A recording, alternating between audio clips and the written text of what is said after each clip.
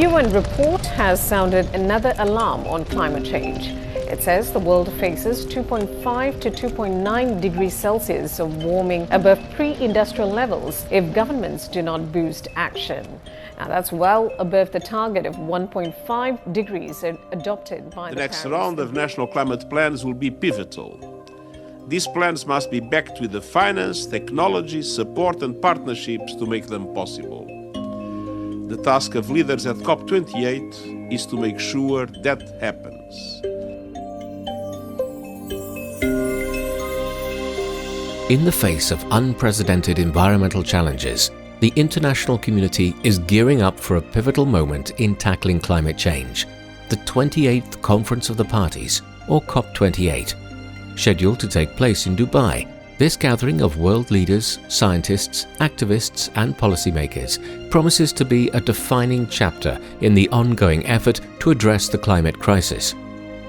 The key topic of the conference, taking place from 30th November to 12th December, is likely to be how to close the gap between current plans for emission reduction and what is needed to put the world on a path to rein in global warming.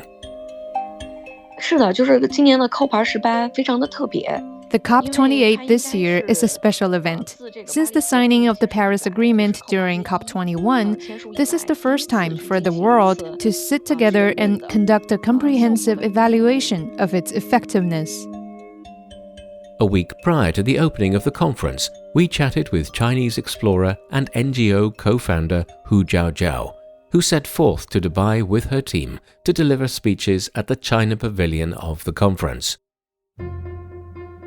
我的名字是虎娇娇，然后我姓老虎的虎。 My name is Hu Jiaojiao. The surname Hu, which literally means tiger in Chinese, is rather special and leaves my name easily memorable. Our team will travel to Dubai on November 29th and remain there until early December to participate in the conference. This time, we will deliver a speech on glacier conservation in China and present the latest studies on China's glacier and cryosphere research. 去介绍中国的冰川保护。 In fact, this isn't Hu Jiaojiao's debut on our show, as some of you might remember from a previous episode in March, where her glaciologist husband, Shu, presented their NGO's cause in glacier protection. 我是温旭，那我其实是一个科学探险者。 My name is Wen Xu. I'm a scientist and an explorer. Actually, what I'm doing now is more about combating climate change. Me and my team established an NGO called the Polar Hub. 公益组织叫做极地未来。 我们想做这个事情，就是让更多的人能。 We wanted to do this in order to highlight the changes in glaciers and the influence of climate change. At the same time, we hope to send out a message that Chinese scientific researchers are taking steps to address the impact of climate change. 极地附近区域的人 People living near the polar regions are the first to notice that the world's coldest places are getting warmer and warmer. But many others still remain unaware of or are unaffected by this fact. Therefore, it is up to explorers and glacier researchers like us to spread the word and to call for more attention to the warming glaciers and the polar region. 因为极地未来是我和我先生一块创立的。 My husband and I founded Polar Hub together. Now I'm in charge of the NGO's operation as well as our projects. In the meantime, I'm also an explorer who is in love with the glaciers and the natural environment, which is a big reason why I'm doing what I do. In May 2017, mountaineer and glaciologist Wen Xu was in the Himalaya at 5,500 meters altitude. After more than a decade's outdoor exploration and researching, plus nearly 6 years of experience running their NGO on glacier protection, Hu Jiaojiao and her husband are often invited by environmentalism panels worldwide to share their cause. Just earlier this month, the couple, along with a team of Chinese scientists and researchers, participated in the One Planet Summit for Glaciers and Poles held in Paris. What struck me the most during the summit was the Q&A session after Chinese scientist Kang Shichang wrapped up his speech on ecological and cryosphere changes. Initially, we assumed the other participants would be interested in his presentation, but the first question he received was from a French scientist who asked him how Sino-US relations would affect glacier conservation cooperation around the world. Furthermore, the scientist stated that if China and the United States were to work together, fellow scientists worldwide would expect a more profound global collaboration, particularly in cryosphere and polar region studies. Indeed, there's no denying that the world is continually captivated and influenced by the dynamics between China and the United States. In July 2023, John Kerry, the US President's Special Envoy on Climate Change, paid a visit to China. His trip marked the first time the two countries had touched on climate matters since the previous August, bringing the world high expectations that China and the US would resume working together on climate issues. Take Antarctica, for example. It currently doesn't belong to any specific country, but rather is a communal territory of mankind that's governed by an international partnership, which makes it a model for global cooperation. Therefore, perspectives from the world's major powers like China and the United States will surely experience ripple effects on global issues such as combating climate change in the polar regions. Meanwhile, Hu believes that whether the two countries can make further advances in climate cooperation will also be a major focus of attention at this year's COP28.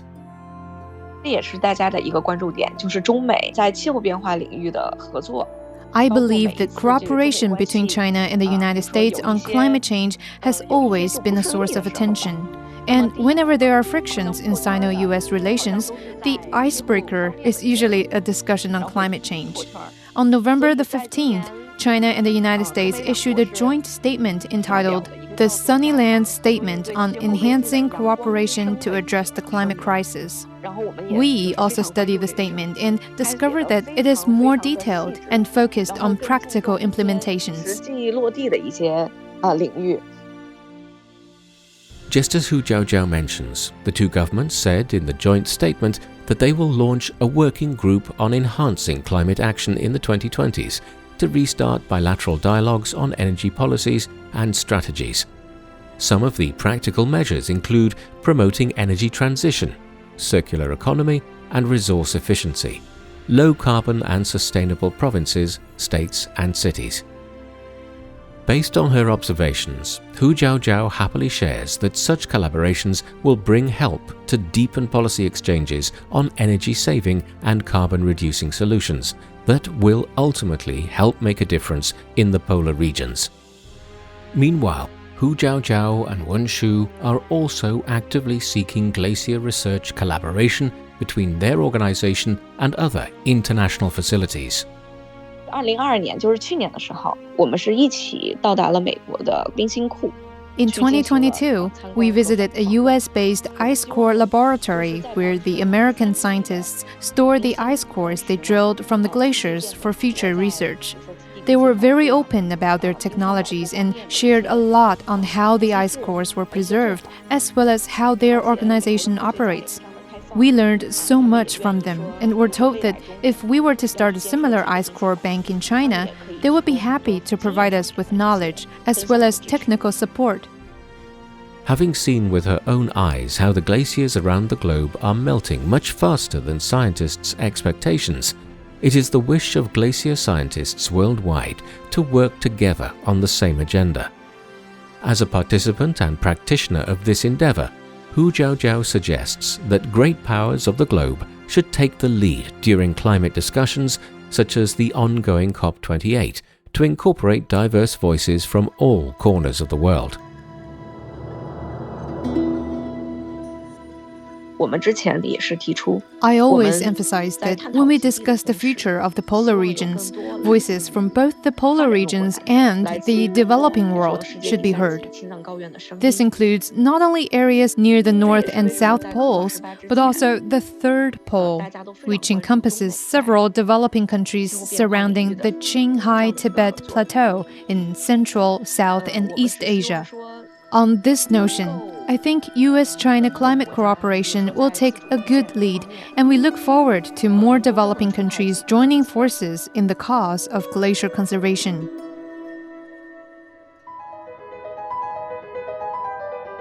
Wen Shu once told us that he met Hu Jiaojiao in the university mountaineering team, where they cultivated not only a long-lasting love for one another, but also for the lifestyle of an explorer. 然后我的爱人她那会儿本来是在咨询。 My wife used to work as a consultant and had a stable job. Later, she decided to quit her job to help with our exploration plan. She too enjoys mountaineering, and we met as college classmates who both joined the school's mountaineering team. But love for outdoor experiences wasn't the sole reason of her resignation. She explained to me that she recognized the urgency and significance of combating climate change, and that she was determined to act alongside me. 是的，就是我从2008年在地质大学的登山队开始学习登山。 That's correct. I started mountaineering and conducting outdoor research since 2008 when I was studying at the China University of Geosciences in Beijing. But I considered both as personal hobbies, something to be kept separate from securing a job after graduation. Back then, I didn't really consider running an NGO or going on explorations as my career. But the turning point arrived when I joined a rafting project along the Ganges River in India in 2015. 就是非常重要的一个转折点。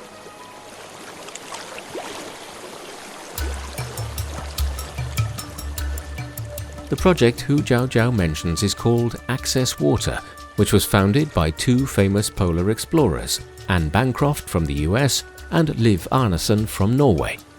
Starting with the Ganges expedition, Bancroft and Arnesen planned on handpicking one woman from each of the 6 continents to form an international team of 8 ladies. Together, they went on to undertake water expeditions and educational programs on one continent every few years. Hu Jiaojiao explains that she was first introduced to the Access Water project when she helped to organize a lecture in 2011 for Liv Arnesen at the university. Though majoring in enterprise management, she was already a passionate aficionado of mountain climbing and rafting. So, when she received an email from Arnesen asking if she was interested in joining the project, she accepted the offer without hesitation. In October 2015, therefore, the team spent 60 days traveling along the Ganges River in India. They trekked for 2 weeks to the river's source, the Gangotri Glacier, then drifted over 2,500 kilometers down the Ganges to Kolkata, where the river flows into the sea.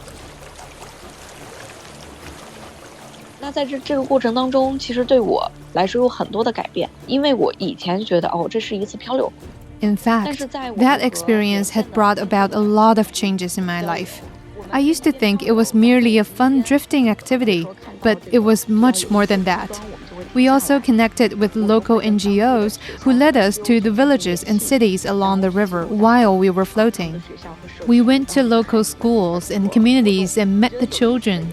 And I believe it was fascinating that the journey was never restricted to a few experiences, but rather was opened up to all possibilities. We were able to chat with people from various cultural backgrounds while following the waterway, making it a very inspiring exploration process.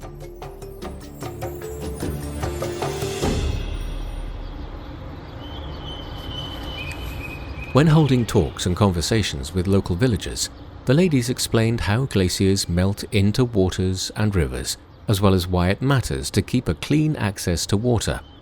Through sharing personal exploration stories of their own, the team aimed to inspire the locals, especially the children, so that in the near future they could cultivate their own love and passion in protecting the natural environment and resources around them. Yes, absolutely. The Ganges expedition was mainly about engaging in water-related topics with the young.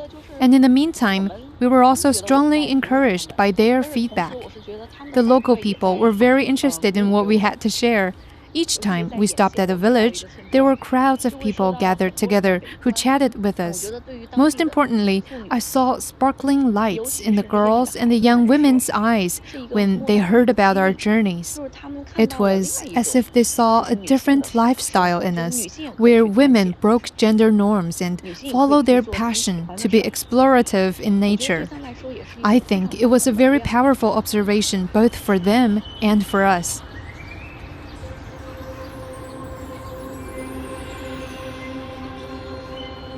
Speaking of breaking gender norms, Hu Jiaojiao continues that there is another important message that she's been aiming to send out.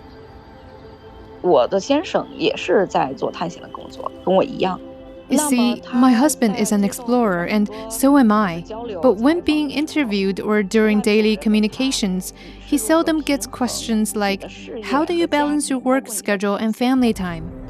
On the contrary, normally that would either be the first question or the most expected one that people prepare for me. And just as our reporter quietly and shamefully crosses off a few lines from the remaining question list at the other end of the phone line, Jiaojiao continues. 我觉得这就是一个非常大的一个区别。 I think that reflects a big variation of social expectation on different genders. It's something so deeply rooted in all aspects of society that people just naturally assume that being capable of attending to both career and family is what defines a woman's success. While in reality, this logic applies to literally everyone, regardless of gender. She mentions that many of the female explorers who have had the greatest influence on her, many of whom are also mothers and wives in their families, share the same characteristic, that they will eliminate all possible external interference and simply have faith in themselves while working hard to achieve their goals. 就是我们女性的这些创业者。 For female entrepreneurs and, say, organization founders like me, such an internal drive is the core value that makes us what we are, especially when we encounter difficulties. Rather than calling for support from others, I think our own steady willingness to overcome the difficulties is what matters the most. That is also why I keep mentioning in many previous talks that nature treats us all fairly. For it never sees you differently other than a human being, no matter what gender or age group you belong to based on social standards. When people explore in nature, it gives everybody the exact same survival challenges, whether it's extreme weather or harsh living conditions. Under those circumstances, everyone has the same opportunity to learn how to cope with those challenges in order to survive. And in the meantime, we discover our own strength and start to seek ways that lead to our destination. So, in a way, I see nature as our teacher who guides us to make adaptations and find your path.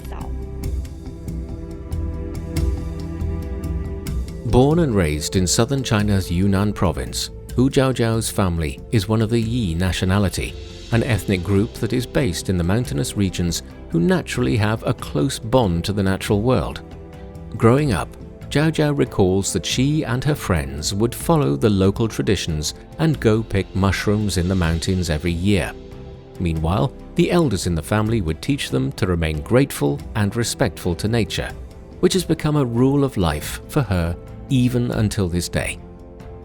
那我的奶奶就告诉我说，你可不能在水井面前去说不好的话，做不好的事。 Ever since I was little, my grandma would tell me to never complain or practice bad deeds in front of a well, because water is a precious natural resource, and in a way, it represents the holiness of nature, so we must be respectful of it. I think I really took it seriously as a child, and because of these tales and stories, I became very curious about nature, even at a young age. Therefore, with an inherited love for nature in her blood, plus the realization she was awakened to after the Ganges rafting, Hu Jiaojiao made the decision to follow her passion for outdoor explorations instead of burying herself in office work. Now, as the co-founder of an NGO, an explorer, and a mother, Jiaojiao has never regretted her decision. 我觉得自己是一个女探险者，因为 I identify as a woman and an explorer. Because of my previous adventures as well as my love for nature, I've been actively engaged in many environmental projects and have transformed that from a hobby to my career. But most proudly, I'm also a mother of 2 girls who are the very reason and the biggest drive behind all that I 也是 do. 我做这些工作的，我觉得最终的一个动力。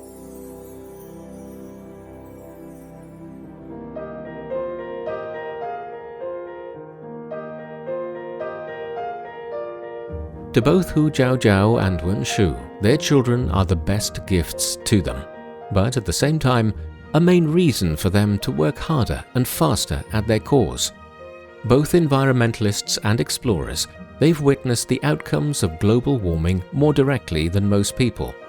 And like all parents, they also want their children to grow up in a world with a beautiful natural environment, where the waters are clean and glaciers are not just a myth that only exist in textbooks.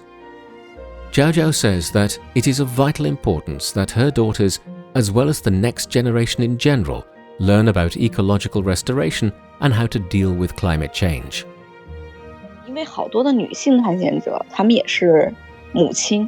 Many female explorers are also mothers. And as mothers, it is in our nature to care for our family, especially our children. We've got this responsibility to influence and guide them, and it is done differently in every family. But for me personally, carrying out environmental protection projects and engaging in glacier conservatory activities while encouraging my children to love nature are my way of being responsible for their future.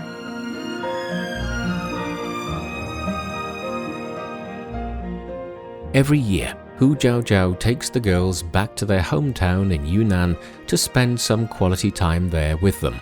Together, they'll pick mushrooms and listen to the old tales of the Yi people, just like how it had been for Jiaojiao when she was little. Though only 4 and 6 years old respectively, the 2 girls have already become young outdoor enthusiasts under their parents' influence. It's now a common scene in their family of 4 to travel all across China, followed with numerous weekend trips and excursions.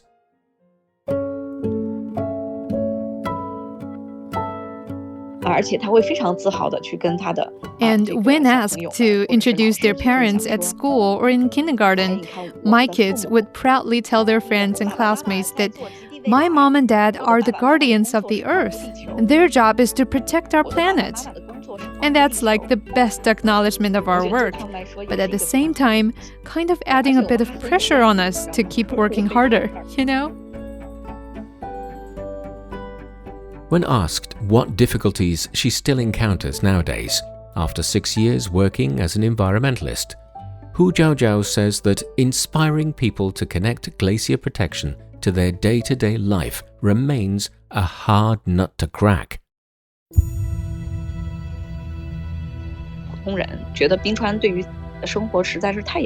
Many people find it difficult to relate glacier melting to their daily lives and believe it is too far away a problem for them to consider. So we usually mention in our talks that water is the source of all life, and the glaciers, in turn, are the sources of waters and rivers. As an example, the Qinghai Tibet Plateau is known as the Water Tower of Asia, as it is the source of dozens of rivers that flow through Asian countries. Asian civilizations can thrive throughout time and space because of this cyclical process in which water condenses into ice and then ice melts into water. Overall, no matter how far away you live from the glacier, it is an important part of our survival. And when we discuss glacier melting as a result of climate change, I'll say that everyone is included and everyone can be influenced. So, rather than sitting back and reading about how climate change is affecting the world, Hu Jiaojiao encourages people to embrace nature by walking into it. She believes that as we become aware of how the natural environment is changing through personal observation, more people will join the effort to protect Mother Nature. 我是觉得我们现在很多的烦恼 I think many of us are framed by our daily lives, which limits our imagination of the future and confuses us on how to solve the problems at hand. However, nature provides us with an abundance of diverse opportunities to imagine and study. That is why I hope more of us can walk into nature to feel its pulse and see how it's changing. Because the solution we seek may be right there in the wild, waiting for us to discover.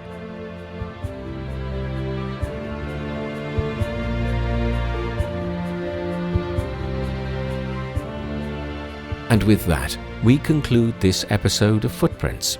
Thanks for listening. I'm Bob Jones. Special thanks to our reporter Liu Yushan. If you're interested in hearing more about the lives of ordinary but incredible people in China, follow us wherever you get your podcasts. Just key in Footprints and you can find more stories anytime, anywhere. We'll see you next time.